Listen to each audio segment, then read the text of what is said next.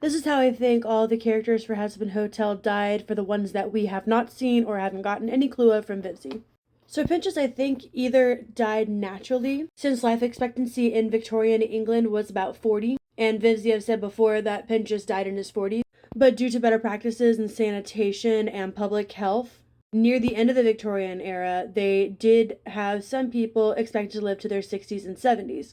But since we didn't get some kind of dramatic death, I think he died of old age. The other idea I have is that he was in an accident in a fire caused by one of his machines. Nifty has these little bloody dots all over the top half of her dress, so I think that she was shot by potentially a lover. Nifty's always been into bad boys, so maybe she just picked the wrong one. Either a domestic violence thing as being married, or if she hadn't been married because she was only 22, and at the time in the 50s, it wasn't necessarily abnormal to see people get married right after high school, which would be around 18, 19. But some did wait until after college. So if she wasn't married, I think she went on a date with like a serial killer. Really depends on there. I don't think we know her marital status. I mean, I could be wrong. I'm pretty sure we don't know if she was married or not, but it's a fan theory that she was a housewife. I know that I have talked about my Velvet Witch theory. I've said one, it's very far-fetched, that she was born way earlier and burned at the stake or something. I've said it's far-fetched. I said I'm pretty sure it's not going to be canon. I've said I don't quite believe it myself. Currently, the theory that I really like is the idea of Velvet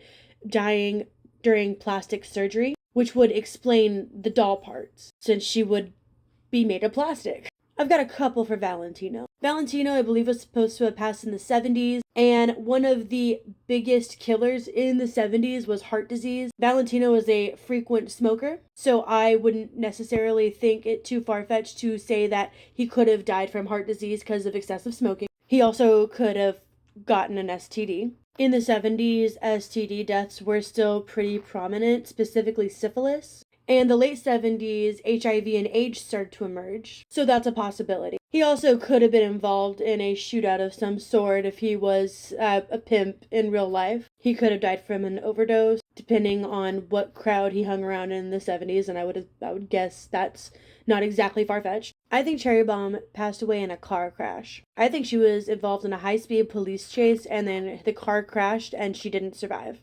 Possibly even drunk driving. If I recall correctly, Cherry is supposed to have passed in the 80s. And in the early 80s, drunk driving accidents accounted for 40% of traffic fatalities. This could explain the ripped shirts, wearing 2 different shoes. Those are my thoughts on the characters for Hazbin Hotel, whose deaths we know nothing about. Let me know your theories in the comments.